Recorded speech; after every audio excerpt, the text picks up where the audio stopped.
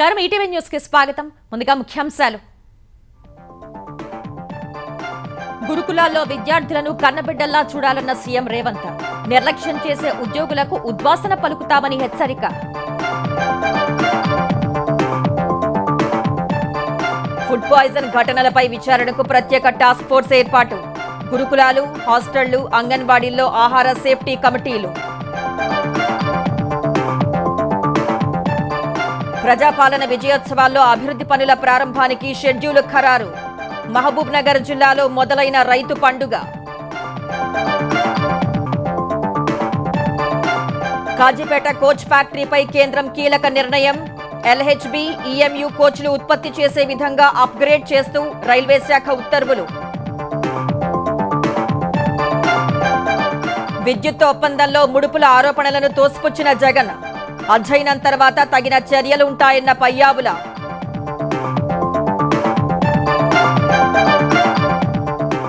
ఏపీలో గంజాయి డ్రగ్స్ నియంత్రణకు ఈగల్ ఏర్పాటు అమరావతిలో కేంద్ర కార్యాలయం అన్ని జిల్లాల్లో డిస్ట్రిక్ట్ నార్కోటిక్ సెల్స్ బంగాళాఖాతంలో స్థిరంగా తీవ్ర వాయుగుండం ఎల్లుండి తమిళనాట తీరం దాటే అవకాశం దక్షిణ కోస్తాంధ్రకు భారీ వర్ష సూచన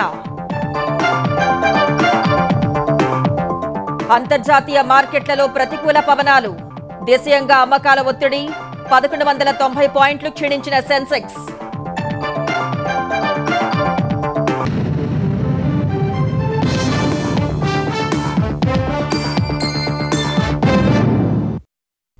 గురుకులాల్లో విద్యార్థులను కన్నబిడ్డల్లా చూస్తూ పరిశుభ్రమైన పౌష్టికాహారం అందించాలని సీఎం రేవంత్ రెడ్డి ఆదేశించారు నిర్లక్ష్యంగా వ్యవహరించే సిబ్బందిని ఉద్యోగాల నుంచి తొలగించనున్నట్లు హెచ్చరించారు మరోవైపు వసతి గృహాలు గురుకులాలు అంగన్వాడీలు ఆసుపత్రుల్లో ఆహార కల్తీ జరిగినప్పుడు కారణాలు బాధ్యుల్ని గుర్తించే బాధ్యతను ప్రభుత్వం టాస్క్ ఫోర్స్ కు అప్పగించింది పాఠశాల స్థాయిలో ఫుడ్ సేఫ్టీ కమిటీలను నియమించాలని కలెక్టర్లను ఆదేశించిన ప్రభుత్వం కమిటీ సభ్యులు కిచెన్ పరిశుభ్రత నిర్ధారించిన తర్వాతే వంట చేయాలని భోజనం రుచి చూశాకే విద్యార్థులకు వడ్డించాలని స్పష్టం చేసింది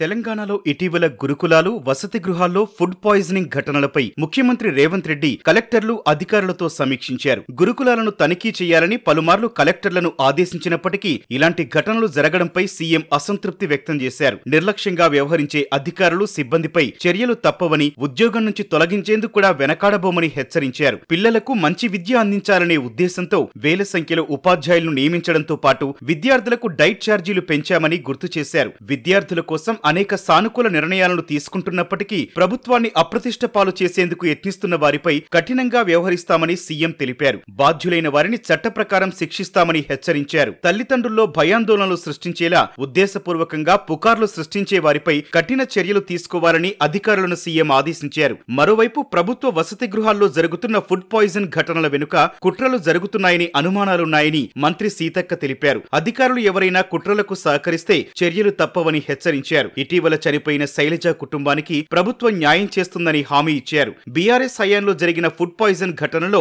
ఎంతో మంది విద్యార్థులు మరణించారని సీతక్క ఆరోపించారు ముందుగాల కేటీఆర్ మీ హయాంలో ఎంత మంది చనిపోయారో ఆ రోజు ఒక్కరి దగ్గర కూడా మీరు పోలే కనీసం ఇప్పుడైనా ప్రతిపక్షంలోకి వచ్చినావు కదా ఈ రోజు పోండి మొన్న వాంకడి ఘటనలో మా మంత్రులు నలుగురు ఫాలో అప్ చేసినాం ఇవాళ ఈ హాస్టళ్లలో జరిగే వాటి వెనుక కుట్రలు కూడా మేము తొందరలోనే బయట పెడతాం ఖచ్చితంగా కొంతమంది హాస్టళ్లలో ఉండేటువంటి వాళ్లతో కూడా కొన్ని లింక్స్ పెట్టుకొని అవన్నీ ఏమేమి జరుగుతున్నాయో అవన్నీ కూడా బయటికి తీస్తాం ఆ అధికారులు ఎవరైనా అట్లాంటి వాటి కుట్రలకు తెరలేపితే వాళ్ళ మీద క్రిమినల్ కేసులు పెడతాం సర్వీస్ నుంచి కూడా రిమూవల్ చేస్తామని కూడా ఈ సందర్భంగా హెచ్చరిక చేస్తాం గురుకులాల్లో వరుస ఘటనల నేపథ్యంలో ప్రభుత్వం దిద్దుబాటు చర్యలు చేపట్టింది గురుకులాలు ప్రభుత్వ హాస్టళ్లు అంగన్వాడీలు ఆసుపత్రుల్లో ఫుడ్ పాయిజన్ ఘటనలపై టాస్క్ ఫోర్స్ కమిటీని ఏర్పాటు చేసింది ఫుడ్ సేఫ్టీ కమిషనర్ ఘటన జరిగిన శాఖ అధిపతి లేదా అదనపు డైరెక్టర్ ఆ శాఖ జిల్లా అధికారిని టాస్క్ ఫోర్స్ లో సభ్యులుగా నియమించింది ఆహార కల్తీ జరిగినప్పుడు వెంటనే తనిఖీ చేసి కారణాలతో పాటు బాధ్యులను గుర్తించి నివేదిక ఇవ్వాలని సీఎస్ శాంతికుమారి ఉత్తర్వులు జారీ చేశారు గురుకులాలు హాస్టళ్లు అంగన్వాడీల్లో ఫుడ్ సేఫ్టీ కమిటీలను ఏర్పాటు చేస్తూ ప్రభుత్వం ఉత్తర్వులు జారీ చేసింది. ప్రతి విద్యా సంస్థలో హెడ్ మాస్టర్, 2 సిబ్బందితో ఆహార భద్రతా కమిటీలు ఏర్పాటు చేయాలని కలెక్టర్లను సీఎస్ ఆదేశించారు. ఫుడ్ సేఫ్టీ కమిటీ కిచెన్ లో పరిశుభ్రత పరిశీలించాకే వంట చేయాలని పేర్కొన్నారు. వంట పూర్తయ్యాక ఫుడ్ సేఫ్టీ కమిటీ సభ్యులు రుచి చూసిన తర్వాత విద్యార్థులకు వడ్డించాలని స్పష్టం చేశారు. మండల, డివిజన్, జిల్లా స్థాయి అధికారులను పర్యవేక్షకులుగా నియమించాలని కలెక్టర్లను సీఎస్ ఆదేశించారు. పర్యవేక్షకులు కూడా పిల్లలకు భోజనం పెట్టే ముందు కిచెన్ లో పరిశుభ్రత తనిఖీ చేసి భోజనం రుచి చూడాలని సూచించారు. ప్రజాపాలన విజయోత్సవాల్లో పలు అభివృద్ధి పనులకు శంకుస్థాపనలు, ప్రారంభానికి ప్రభుత్వం ప్రణాళికలు సిద్ధం చేసింది. డిసెంబర్ 1న 2వ విడత ఇంటిగ్రేటెడ్ స్కూల్స్ ప్రారంభించనున్న సర్కార్ డిసెంబర్ 2న 16 నర్సింగ్, 28 పారామెడికల్ కాలేజీలు ప్రారంభించనున్నట్టు తెలిపింది. డిసెంబర్ 3న హైదరాబాద్లో పలు ప్రాజెక్టుల్ని ప్రారంభించనుంది. ఆరంఘర్ నుంచి జూ పార్క్ ఫ్లైఓవర్, 6 ఎస్టీపీలు, జీహెచ్ఎంసీ పరిధిలో 150 కోట్లతో సుందరీకరణ పనులు ప్రారంభించనుండగా కేబీఆర్ పార్క్ పరిసరాల్లోని 6 జంక్షన్లలో ఫ్లైఓవర్ల నిర్మాణానికి శంకుస్థాపన చేస్తారు. 586 కోట్ల రూపాయలతో చేపట్టే ఎన్ఎన్డీపీలు, 5,942 కోట్లతో చేపట్టే హెచ్సిఐటిఐ పనులకు శంకుస్థాపన చేస్తారు. డిసెంబర్ 4న తెలంగాణ అటవీ అభివృద్ధి సంస్థ భవనం, బొటానికల్ గార్డెన్లో వర్చువల్ సఫారీ థీమ్ పార్కు ప్రారంభిస్తారు. అదే రోజు పెద్దపల్లి జిల్లాలో 9,007 ఉద్యోగ నియామక పత్రాలను సీఎం రేవంత్ రెడ్డి పంపిణీ చేస్తారు.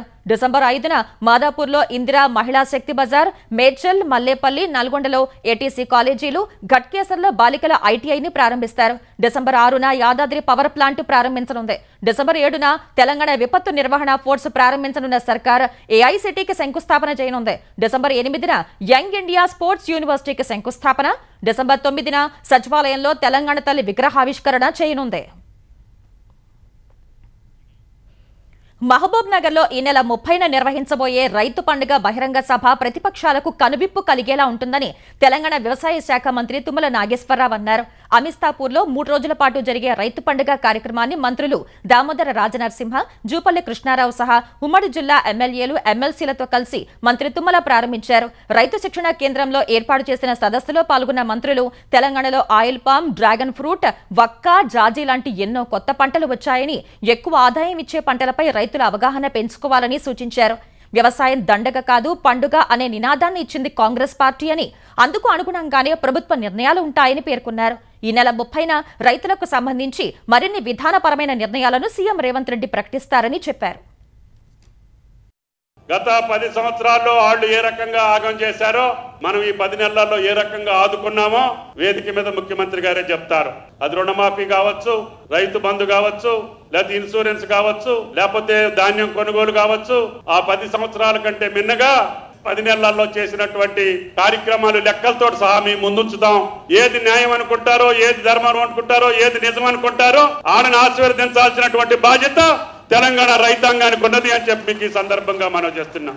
ఒకవేళ మేము ఏదన్నా చేయలేకపోతే పరిస్థితుల ప్రకారం మీ కాళ్ళు పట్టుకుంటాం, మీకు చెప్తాం తప్ప ఎవరికి తల వంచే ప్రశ్న రాదు అని చెప్పి కూడా మీకు ఈ సందర్భంగా మనం చేస్తున్నాం. 10 సంవత్సరాలు చెప్పినవి చాలా ఏవి కూడా చేయకపోగా ఈనాడు 10 మాసాల ప్రభుత్వాన్ని వేలు పెట్టి చూయిస్తూ ఇంకా ఎందుకు చేస్తలేరు మీరు? ఇంత దుర్మార్గంగా మాట్లాడుతూ ఉంటే 7,000 కోట్ల రూపాయల రైతు భరోసా కొంత ఆలస్యమైన కూడా సుమారుగా 18,000 కోట్ల రూపాయల రైతు రుణమాఫీ చేయడం జరిగింది. వరి ధాన్యం కొన్న 3వ రోజే మా ఖాతాలో 500 రూపాయలు సన్నోడ్లకు ఖాతాలో డబ్బు జమ రైతులు మాట్లాడుతూ ఉన్నారు. కాజీపేట కోచ్ ఫ్యాక్టరీ విషయంలో కేంద్ర ప్రభుత్వం కీలక నిర్ణయం తీసుకుంది. ఇప్పటికే ఓవర్ హాలింగ్ వర్క్ షాప్ ను మ్యానుఫ్యాక్చరింగ్ యూనిట్ గా మార్చిన కేంద్రం ఎల్హెచ్బి, ఈఎంయు కోచ్లు తయారు చేసేందుకు అనుగుణంగా అభివృద్ధి చేయాలని ఆదేశాలు ఇచ్చింది. ఎల్హెచ్బి, ఈఎంయు కోచ్ల తయారీకి అవసరమైన సౌకర్యాలను అభివృద్ధి చేయడానికి ప్రణాళిక రూపొందించాలని రైల్వే బోర్డు సూచించింది. ఈ మేరకు దక్షిణ మధ్య railway GM, rail Vikas Nigam limited, RVNL అధికారులకు ఆదేశాలు జారీ చేసింది. విభజన హామీల అమలుపై తెలంగాణ అధికారులు, కేంద్ర అధికారులతో హోంశాఖ నిర్వహించిన భేటీలో ఈ విషయం వెల్లడైంది. ముఖ్యమంత్రి రేవంత్ రెడ్డి కృషి వల్లే కాజీపేటకు మ్యానుఫ్యాక్చరింగ్ యూనిట్ వచ్చిందని వరంగల్ ఎంపీ కడియం కావ్య చెప్పారు. దాదాపు 40-50 ఏళ్ల నుంచి ఉన్న ఇది కళ. రైల్వే ఎంప్లాయీస్ పోరాటం చేస్తూనే ఉన్నారు అప్పటి నుంచి. సీఎం రేవంత్ రెడ్డి గారు ఢిల్లీకి వచ్చి కేవలం రైల్వే కోచ్ ఫ్యాక్టరీ కోసం 3 సార్లు అడగడం జరిగింది. మనకి ఇప్పుడు కాజ్పేట్లో రైల్వే కోచ్ ఫ్యాక్టరీ అనేది శాంక్షన్ అయింది. దీంతో కాజ్పేట్లో ఉండే అనేక మందికి ఉపాధి కలిగే అవకాశం ఉంది. అదేవిధంగా కాజ్పేట్ కూడా అట్లా డెవలప్ అవడంతో చుట్టుపక్కల ఉన్న ప్రాంతాలు కానీ అన్ని అభివృద్ధి చెందే దిశగా ముందుకు సాగుతున్నాము. ఈ రైల్వే కోచ్ ఫ్యాక్టరీ కూడా GM గారిని అడిగినా కానీ 2025 ఆగస్ట్ కల్లా ఇది కంప్లీట్ అవుతుందని చెప్పడం జరిగింది. సమగ్ర కుటుంబ సర్వేను వీలైనంత త్వరగా పూర్తి చేసేలా చర్యలు తీసుకోవాలని ముఖ్యమంత్రి రేవంత్ రెడ్డి అధికారులను ఆదేశించారు. ఈ ఉదయం అధికారులు సీఎం రేవంత్ రెడ్డి ఆయన కుటుంబ సభ్యుల వివరాలను సేకరించారు.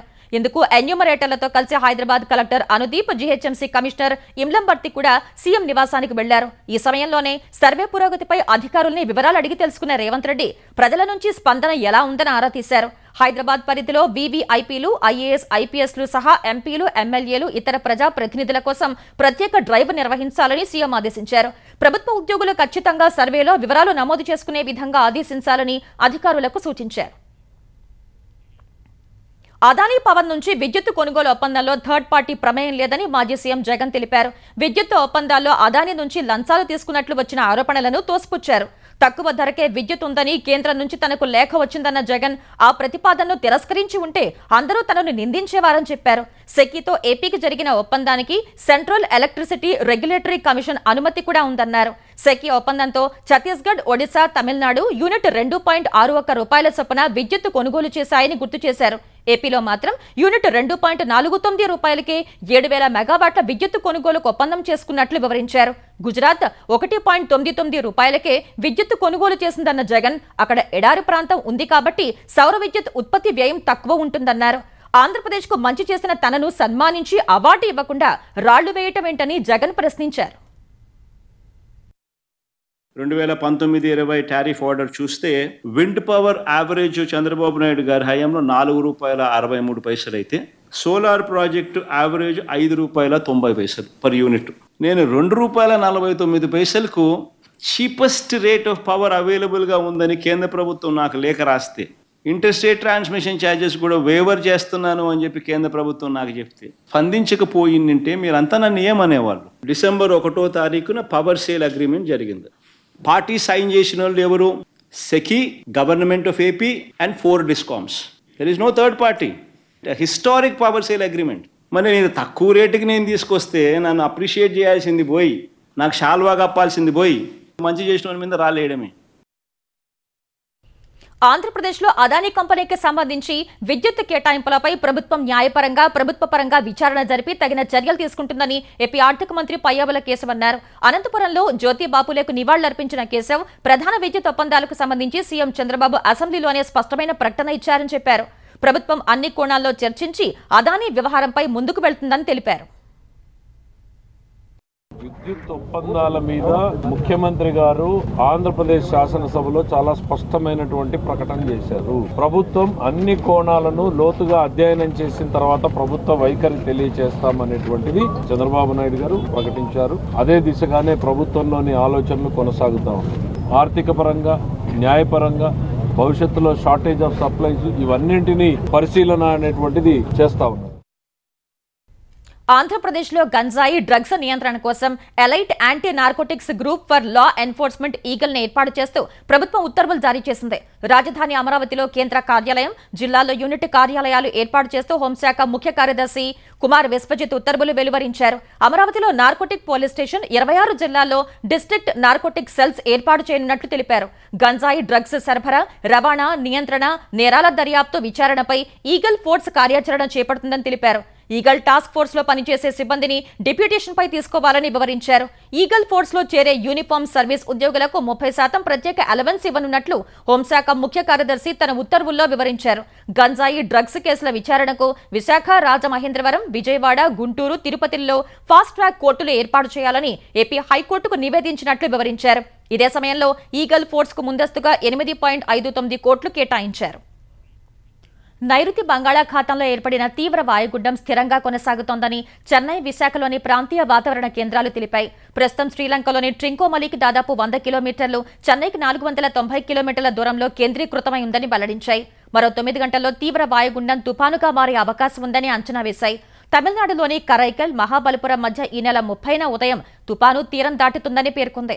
ఈ తుపాను కారణంగా చెన్నై, పుదుచ్చేరిలో భారీ వర్షాలు కురుస్తాయని హెచ్చరించింది. ఆ తర్వాత ఉత్తర వాయువ్య దిశలో పయనిస్తుందని తెలిపింది. ఈ తుపాను ప్రభావంతో వచ్చే 3 రోజులు దక్షిణ కోస్తాంధ్రలో అక్కడక్కడ భారీ వర్షాలు, రాయలసీమలో రేపు ఎల్లుండి అక్కడక్కడ భారీ వర్షాలు కురిసే అవకాశం ఉందని అంచనా వేసింది. మిగిలిన చోట్ల తేలికపాటి నుంచి మోస్తరు వర్షాలు పడొచ్చని తెలిపింది. దక్షిణ కోస్తా తీరం వెంబడి గంటకు 35 నుంచి 55 కిలోమీటర్ల వేగంతో ఈదురుగాలులు వీస్తున్నట్టు తెలిపిన వాతావరణ విభాగం ఎవరూ సముద్రంలోకి వెళ్లరాదని సూచించింది.